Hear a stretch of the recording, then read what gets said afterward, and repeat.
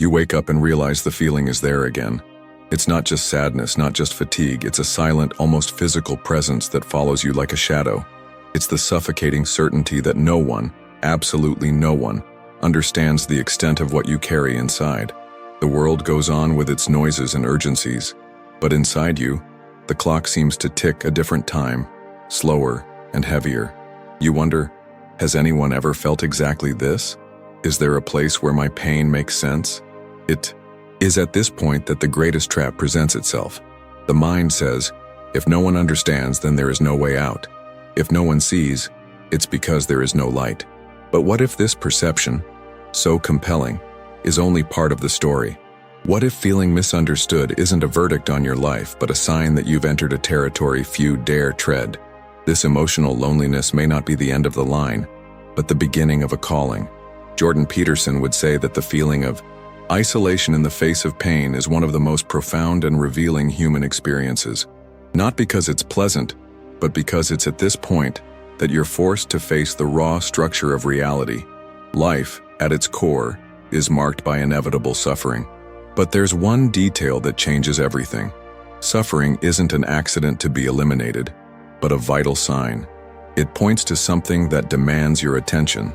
Think of the heroes and stories that span the ages. None of them began their journey surrounded by applause. Most began in complete anonymity, often misunderstood even by those they loved most. Loneliness, for them, wasn't proof of abandonment, but an indication that they had been cast on a mission only they could accomplish. The feeling that consumes you today may be exactly that, a silent summons to face something only you can face. The problem is that contemporary culture teaches us to interpret discomfort as a mistake. We're conditioned to seek immediate relief and constant numbing.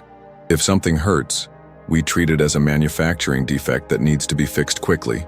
But, according to Peterson, pain is a code, and ignoring it is wasting the opportunity to decipher a message that can change the course of your life. This is the point at which many retreat, because deciphering this message requires courage. It's not just looking within, it's enduring what you see. It's accepting that part of the answer won't come from outside, nor from comforting words that soothe for a few minutes. It will come from the willingness to remain open, vulnerable, exposed, until something begins to reorganize within you. The pain that seems to isolate you is, paradoxically, the same pain that can connect you to the most essential part of yourself. Because contrary to what your mind repeats, you are not the only one facing this kind of battle. The difference is that few talk about it honestly, and even fewer have the courage to treat it as a calling, rather than a punishment. This video begins here, at that point of tension, not to offer a quick fix, but to hold a mirror up to you and say, look at this. Discomfort is your guide. The feeling that no one understands may actually be proof that you're right where transformation begins. You can try to escape and return to the numb life you once knew, or you can choose to walk through the uncertain territory that opens before you. The first option preserves comfort, but slowly saps your strength. The second demands more of you than you think you can give, but returns something no one else could: meaning. And meaning, as we will see below, is the only thing capable of transforming pain into strength, chaos into order, and loneliness into purpose. There comes a point in life when pain stops being a passing annoyance and becomes a constant presence. This isn't just a bad day or a difficult period. It's as if existence itself has changed texture. The air feels thicker, movements heavier, and even thoughts carry a weight they didn't before. It's at this point that many begin to suspect something is deeply wrong with them. But Jordan Peterson offers a radically different perspective. Perhaps the problem isn't the presence of pain, but how we interpret it. He calls this a confrontation with chaos, not just in the sense of confusion or disorder, but as an archetypal force that has permeated human life since the beginning of time. Chaos is the unknown territory, the field where everything you knew no longer serves you. It's the moment when the map you used to live by no longer corresponds to the terrain beneath your feet. Validating pain is recognizing that you are not faced with a flaw to be fixed, but with a worthy adversary, whose existence gives depth to your own story. Imagine a hero from ancient myth. Before wielding a sword or facing a dragon, He must acknowledge that he is in a real war. You don't engage in combat against something you believe to be just background noise. Validating pain means looking at it seriously and saying, "I know you're here and I know it's real." This acknowledgement doesn't make it any lighter, but it shifts your stance toward it. You stop being just a victim and begin to see yourself as a combatant. Peterson insists that this act of validation is fundamental because it restores the dignity of those who suffer. Society often tries to console by minimizing, "It'll pass. It's not that serious. Think positively." These phrases, though well-intentioned, diminish the weight of the battle and consequently the valor of the warrior facing it. Validating pain, on the contrary, elevates suffering to the level of an initiatory test. It's like saying, "What you're facing is immense, and the fact that you're still here proves that you're more resilient than you think." From this point on, the narrative ceases to be clinical and becomes almost mythical. Suffering is not a diagnosis. It is a rite of passage. Each day you bear this. Burden is like another step on a long and uncertain journey. And as with every journey, the weight of what you carry shapes who you are becoming. Difficulties, when viewed this way, are not mere obstacles. They are part of the process that sculpts your strength, your vision, and your capacity to act. This recognition also creates something powerful: self-respect. Instead of seeing yourself as broken, you begin to see yourself as someone waging a silent war, and this changes the way you move in the world. External criticism loses some of its power because you know that no one on the outside sees the full battle. But validating pain doesn't mean glorifying it or wishing it away. It means integrating it into the narrative of your life as a purposeful element. And that purpose isn't to suffer for the sake of suffering, but to prepare you for something you can't yet see. It's the arduous terrain where the weapons you'll need in the most decisive chapters of your story are forged. It's important to understand that this validation won't come from outside. The world will rarely acknowledge your pain with the depth it deserves. This work is internal and requires courage. You'll have to give yourself permission to say, "What I'm experiencing is real, it's serious, and it's important." This affirmation, repeated honestly, begins to change the way you position yourself. When you validate your pain, something begins to reorganize within you. The same energy that once seemed only to destroy begins to become fuel for the construction of something new. And it's at this point that the presence of a guide like Peterson becomes essential. Someone who won't minimize what you feel, but will show you that there is a way through the chaos without losing who you are. This is the transition that leads us to the next step: meeting the authority who can offer a map for this dark territory. Because if chaos is inevitable, finding someone who knows how to navigate it is what transforms despair into direction. Amidst the crushing weight of chaos, there arises the need for a figure who not only understands the depth of suffering, but also knows how to map the path through it. Jordan Peterson presents himself as that guide, not in the sense of a savior carrying you in his arms, but as a strategist who gives you the coordinates so you can navigate the minefield yourself. His role is not to remove you from the battle, but to provide the knowledge necessary for you to fight with. Greater clarity, precision, and courage. Peterson speaks with an authority that doesn't come simply from diplomas or an impressive academic resume, though he has those. His strength lies in the fact that his ideas were forged in direct contact with human pain, both in his office and in his own life. He is not a distant theorist, but someone who understands what it means to walk with a weight that seems impossible to carry. Therefore, his language is not one of pity, but of respect. He treats the listener not as a fragile patient, but as a fighter in need of a map. This map begins with a simple yet brutal understanding: life is suffering. This statement, which to many sounds like pessimism, is actually the foundation for the entire construction.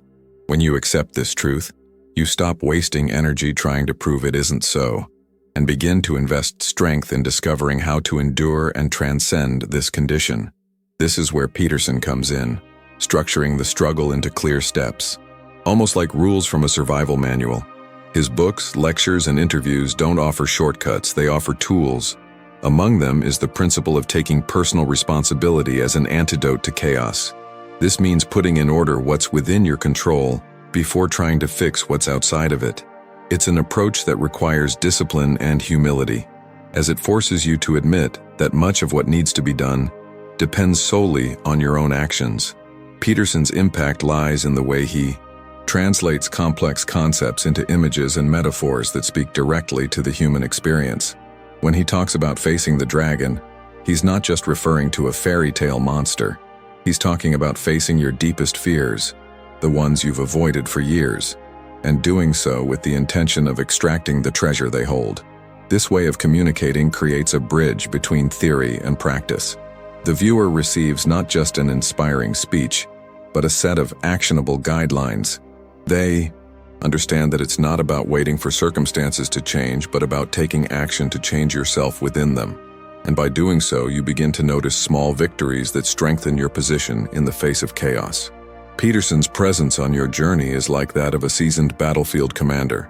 He doesn't enter the front lines for you, but rather observes the terrain, points out the most dangerous points, and suggests strategies that increase your chances of advancing. He knows that the ultimate responsibility lies with you, but he also knows that no one wins a war without a plan. If this message has already begun to clarify something within you, use this moment to make a concrete commitment. Subscribe now and leave a like. This isn't just a symbolic gesture, it's an act of decision, a sign that you've chosen to move forward on this journey of empowerment. With this initial commitment, you position yourself to receive and apply the tools that will be presented below. Because in the next step, we won't talk about the existence of chaos or who can guide you through it. We'll talk about the specific weapons you can wield in this battle. And it's at this point that the game begins to change. So far, you've understood that chaos is inevitable, that pain needs to be validated, and that there's a guide capable of mapping the territory. But knowing this isn't enough. No soldier goes into battle with only words of encouragement. He needs weapons, shields, and strategies. It's at this point that the central tools of Jordan Peterson's thinking emerge, serving as an arsenal for navigating suffering and reorganizing life. The first of these tools is the discipline of putting your own house in order before attempting to change the world. This concept, simple at first glance, is profoundly challenging. It requires you to look closely at all the neglected aspects of your life. Your physical space, your habits, your relationships, your routine. It's an invitation to take control where possible, creating a point of stability amidst the chaos.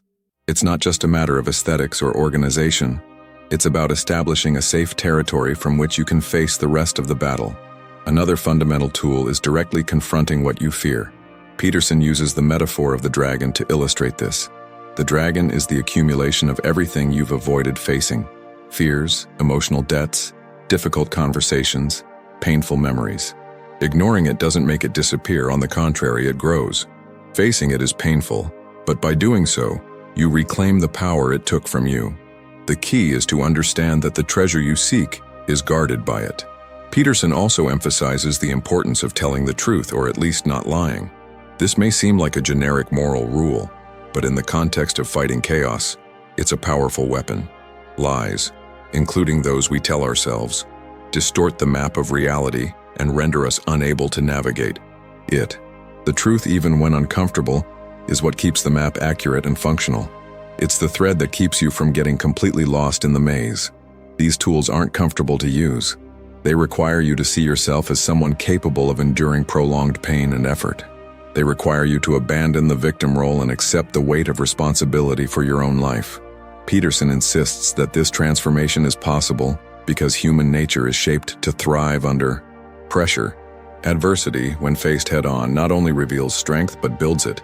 The use of these tools is cumulative. The more you apply one, the more you realize the need for the others. Putting your house in order opens up mental space to face the dragon. Facing the dragon requires you to tell the truth about what you truly fear. Telling the truth strengthens your moral foundation to keep your house in order.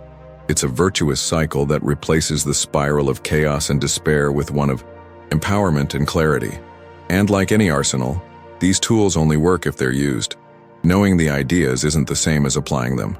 Many people get lost because they confuse inspiration with action. Reading a book or attending a lecture can light a flame, but that flame quickly fades if it's not fueled by daily effort. Discipline, courage, and honesty don't become part of you by osmosis. They become part of you when you practice them until they become a habit. If you've made it this far, it's because you feel this arsenal has value in your own battle. So, make a commitment to yourself. Keep learning, but also apply what you already know. This simple choice makes the difference between watching the fight and actually fighting. In the next step, we'll see the point where everything changes, when the search shifts from immediate relief to radical responsibility. This is the moment when the role of spectator is abandoned and you take full control of your story. This is when transformation ceases to be theoretical and begins to become real. Every transformation process reaches a decisive moment, a point where you must choose between remaining in survival mode or assuming the role of protagonist in your own story. Up until this point, the journey has been about understanding the chaos, validating the pain, finding a guide, and learning to use tools. But none of these steps represent true change if you're still just seeking relief. The turning point comes when you abandon the obsession with feeling better and begin seeking something more demanding: responsibility. The desire for relief is natural. In the face of intense suffering, the immediate impulse is to escape. We seek distractions, numbing agents, and excuses that allow us to postpone the need to act. But relief is short-lived. As soon as it passes, the burden returns, often even stronger.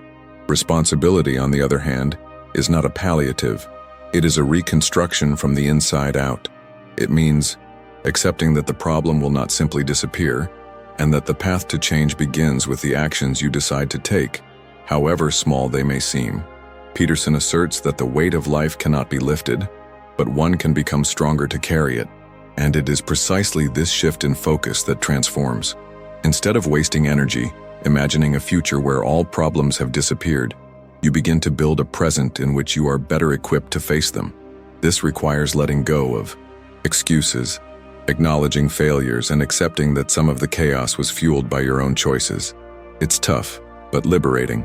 Taking responsibility doesn't mean blaming yourself for everything, but rather accepting that, from this moment on, you're in charge. Even circumstances you didn't create become your responsibility, because only you can decide how you respond to them. This is a leap of consciousness that separates those who remain trapped in cycles of suffering from those who can transform it into meaning. The turning point also implies redefining what victory means. Before, winning meant eliminating pain. Now it means facing it without breaking, or getting back up after falling. Small victories become valuable. A difficult conversation you decide to have, a destructive habit you start to break, a task you've been putting off for months and finally complete. Each such action strengthens the identity of someone who acts despite the burden. This transition to radical responsibility changes the way you see the world. Situations that were once merely sources of frustration become training grounds. Every challenge becomes an opportunity to practice discipline, courage, or patience. Life stops being something that happens to you and becomes something you build, brick by brick, even amidst chaos. However, this change is not without internal resistance. The mind will look for shortcuts, trying to convince you to wait until you feel ready. But the perfect moment never arrives. You must act with the courage you have now, even if it seems insufficient. Action breeds strength, not the other way around. This turning point is like crossing an invisible boundary. Once you decide to take responsibility, there's no way to go back to your old way of seeing things without feeling like you're betraying yourself. You become aware of your own power and, with it, your own obligation. By crossing this threshold, chaos doesn't disappear, but it ceases to be an absolute enemy. It becomes an adversary that, however unpredictable, can be faced. And this is the essence of change, realizing that, even in the worst-case scenario, you are not doomed to powerlessness. From here, the journey becomes more strategic. It's time to explore the mental triggers that keep motivation alive and the mind focused. The next step is to structure these triggers to sustain this new approach to life, transforming responsibility into a lifestyle and not just an isolated moment of courage. Once the turning point has been crossed, it's important to ensure that this new approach doesn't dissolve in the face of daily pressures. Taking responsibility is a decisive act, but sustaining it requires strategy. The human mind, especially when overwhelmed by pain and chaos, tends to seek a return to immediate comfort. This is where strategic mental triggers come in, used to maintain focus, clarity, and the drive to move forward. Jordan Peterson often turns to structure as a way to tame chaos. He knows that an anxious and exhausted mind finds relief not in the total absence of problems, but in the presence of a system that organizes what seemed impossible to manage. Therefore, one of the most powerful triggers is clarity of purpose. Setting a specific, concrete, and measurable goal creates a fixed point on the horizon, a north star that keeps you from getting lost when internal storms intensify. Another trigger is that of visible progression. The human brain needs to perceive progress to stay motivated. This means breaking down large challenges into small, achievable goals, each serving as concrete proof that the transformation is underway. Without these milestones, the journey seems endless, and the risk of giving up increases.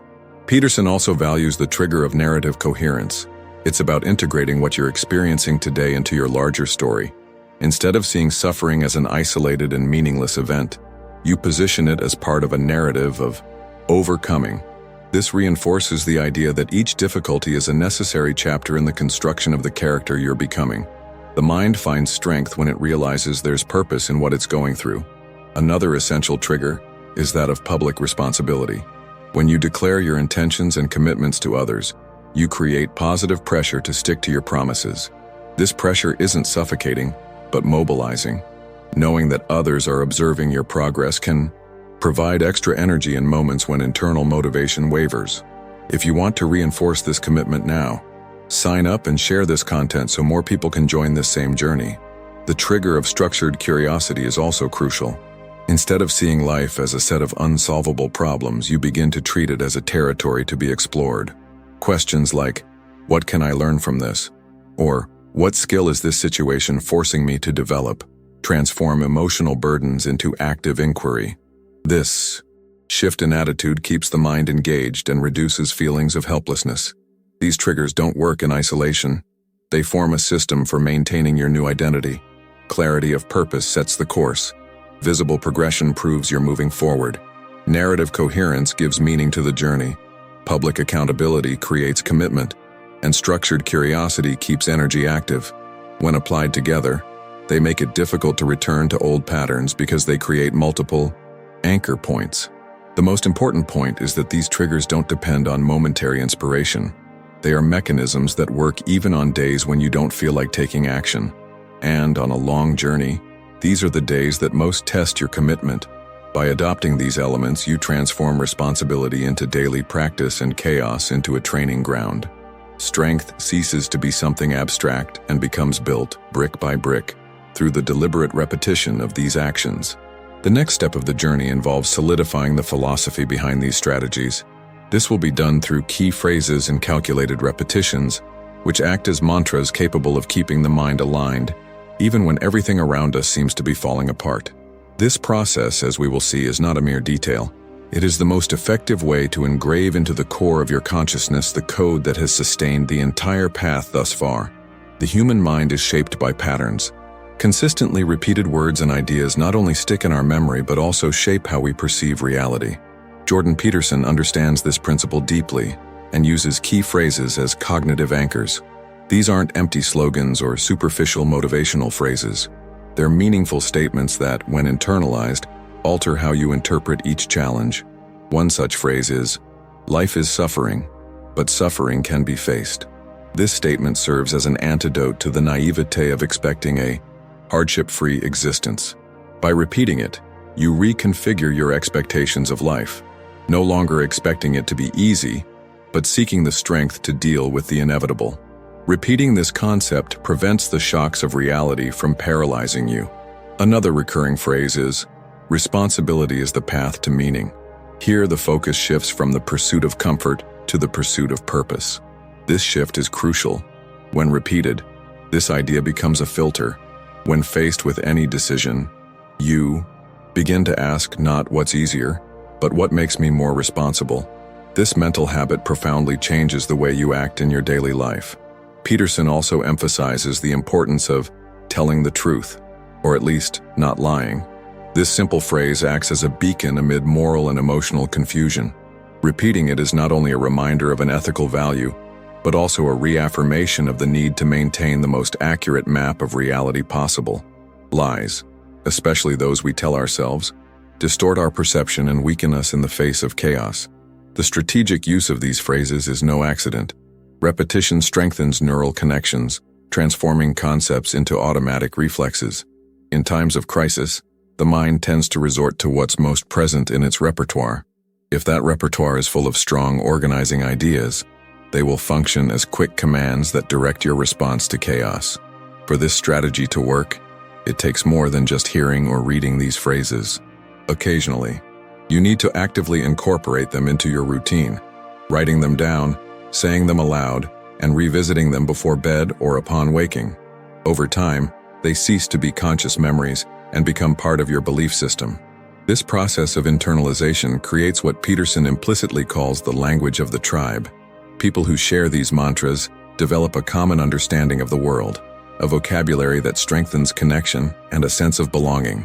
In a moment of vulnerability, hearing someone repeat, "Face the dragon where it lives," can rekindle courage, precisely because the phrase is already loaded with context and meaning. Besides strengthening you individually, repetition builds resilience against distractions and destructive external influences. In a world saturated with contradictory messages, having a set of key phrases serves as a selective filter.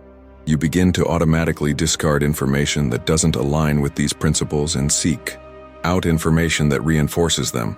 The power of this method lies in its simplicity. It doesn't require technology, complex resources, or dependence on external factors. It does require discipline and intention, repeating what is true, useful, and structuring until it becomes part of your way of thinking is a silent process, but one with profound effects. If you want to solidify this practice, choose the phrase that resonated most with you so far and keep it visible in your environment. Write it down on a piece of paper and place it where you can see it daily. This simple action is the first step toward transforming an idea into conviction. In the next chapter, this conviction will be projected into the future, no longer as a set of words, but as a clear vision of who you can become if you decide to live by these principles. It is in this projection that the meaning of the struggle becomes clear, and the weight of the present begins to be justified by the promise of a stronger, more competent, and more dignified self. Chaos, however threatening, is not the end point. It is the starting point of a narrative that, if conducted responsibly and clearly, culminates in something radically different. A future in which you are no longer defined by the circumstances you endured, but by the strength you built in facing them. This vision is not a fantasy of perfection, where problems or pain no longer exist. It is a realistic projection of a capable, resilient, and respectable self. To envision this future, you must first abandon the idea that you will be the same person you are today. The path Peterson proposes is too transformative for you to maintain all your current beliefs, habits, and limitations intact. The desirable future is a territory inhabited by someone who has already crossed the battlefield and bears the scars like medals, not because they enjoy the pain, but because they have learned to make sense of it. This future image must be constructed in detail. Who are you in this scenario? What responsibilities do you now carry with confidence? What is your body posture like? The firmness of your voice? The clarity of your thoughts? Visualizing these answers is not an exercise in self-deception, but in guidance. The brain needs a target to direct its energy, and the clearer that target, the greater your ability to stay true to the journey. Peterson emphasizes that dignity comes not from the absence of flaws, but from the ability to correct them and keep moving forward. The desirable future isn't a flawless version of yourself, but an honest, committed, and adaptable version. It's someone who doesn't shy away from challenges, who knows how to negotiate their own fragility without submitting to it. This type of character isn't passive in life. They assert themselves as active participants in shaping the world around them. It's in this future that you begin to realize the value of all the struggles you've made. Every moment of despair, every difficult decision, every day you didn't feel like getting out of bed but did, becomes part of a coherent narrative. Pain ceases to be a dead weight and becomes the foundation for something solid and meaningful. This projected self also serves as a moral compass. When in doubt, you can ask, does this action bring me closer to or further from who I want to become? This simple question, asked honestly, acts as a filter for decisions and helps maintain coherence between present and future. It's not a process of instant perfection, but of progressive alignment. Building this vision requires courage to recognize that some parts of you will have to die so that others can be born. Certain habits will need to be abandoned. Certain relationships will need to be redefined or ended. Certain excuses will need to be eliminated. The desirable future is not compatible with the comfort zones that seem so seductive today. Therefore, it also needs to be inspiring. The image you project can't just be functional. It must inspire pride and admiration. You must be able to look at this version of yourself and think, this is worth fighting for. This motivation is what sustains persistence on days when nothing seems to be moving forward. The most powerful thing about this projection is that it's not just personal. The stronger and more competent you become, the greater your impact on those around you. A desirable future includes the ability to be a source of stability and direction for others, still lost in the chaos. Thus, your transformation ceases to be solely yours and becomes a legacy. In the next step, this vision of the future will be connected to concrete actions. It's not enough to dream of this ideal self. You must publicly commit to the journey that will get you there. This commitment is more than a symbolic gesture. It's the act that seals the transition from imagining to action, transforming an inspiring vision into a real, unavoidable path. Reaching this point in your journey is no small feat. You've navigated concepts that require courage to confront, acknowledged the chaos, validated your own pain, found a guide, learned to use tools, crossed the turning point, structured triggers to stay on track, solidified mantras, and designed a desirable future. But knowledge without action is like a map kept in a drawer. No matter how detailed, it won't get you anywhere. This is where theory becomes real movement. The call to action is an invitation to make a conscious decision. It's not just about interacting with this content, but about making a public commitment to your own transformation. This can begin with simple, symbolic gestures that serve as initial milestones on a new path. Leaving a comment stating the most impactful idea you've absorbed so far, for example, isn't a trivial act. It's a visible record of your decision to continue. It's like planting a flag in the ground and saying, "I'm here, ready to fight." The act of sharing this content also carries a weight that goes beyond superficial support. When you send it to someone you know is facing chaos, you are, in a way, taking on the role of messenger. This internally reinforces your own identity as someone who not only consumes ideas, but also spreads them to multiply their impact. Sharing this message is also a way of reaffirming that the journey is not solitary, and that you choose to walk alongside others seeking the same empowerment.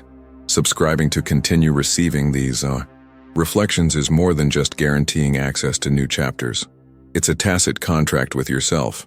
Each new piece of content that arrives will be a reminder of the commitment you've made. Small daily or weekly reminders act as anchor points, helping to keep your mind aligned even on days when motivation wavers. But the call to action isn't limited to digital interactions. It needs to translate into concrete, real-world tasks. Choosing one of the principles presented and applying it immediately is the first step towards solidifying change. Maybe that means getting your house in order today, tackling a conversation you've been putting off, or writing down the future version of yourself you want to build. The more tangible the action, the faster the transition from intention to practice happens.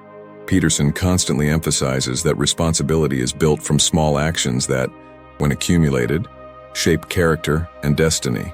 Each step taken is a confirmation that you've gone from being a mere spectator to an active participant in your own story. This is why the call to action is also a summons. A leader doesn't just ask his troops to reflect on the battle, he summons them to join in. From the moment you answer this call, there's no way you'll ever see yourself the same way again. You stop being someone who merely understands concepts and become someone who practices them. This creates a virtuous cycle. Practice generates experience. Experience reinforces conviction, and conviction strengthens the willingness to continue practicing. Today, you have two paths before you. One leads back to the state you were in before you began this journey. More comfortable, perhaps, but stagnant. The other leads into uncharted terrain, where each step is laborious, but where the greatest rewards also lie in store. If you choose to move forward, manifest it now. Write it down, share it, subscribe to it, apply it. Not as an automatic gesture, but as a clear declaration that you are willing to take on the responsibility of your own life. This is the first step toward transforming vision into reality, and it will open the door to the final chapter of this sequence, the one that will consolidate everything learned into a personal manifesto of strength and meaning. Reaching the end of this journey doesn't mean ending it, but understanding its internal logic and incorporating it as a way of life. This is the time to consolidate all the elements presented so far into a coherent and powerful vision, something that functions as a personal manifesto, not only to inspire but also to shape behavior and identity. The ultimate persuasion strategy isn't limited to rational persuasion. It seeks to generate a deep commitment that unites emotion, logic, and sustained action. The first step in this consolidation is to reaffirm the central truth. The fundamental problem of existence is chaos, and the solution lies in responsibility. This statement is not a simple, conceptual summary, but the backbone of the entire process.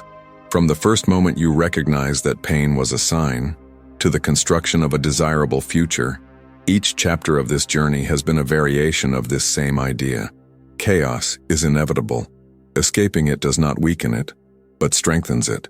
Only responsible action reorganizes it into something constructive. Persuasion here relies on a reinterpretation of identity. You are no longer the individual who began this journey feeling isolated, directionless, and at the mercy of uncontrollable forces. By accepting the weight of responsibility, you have transformed yourself into an active agent, someone capable of impacting your own destiny and the world around you. This repositioning is vital because how you see yourself determines what you believe you are capable of. A victim identity limits, a warrior identity expands.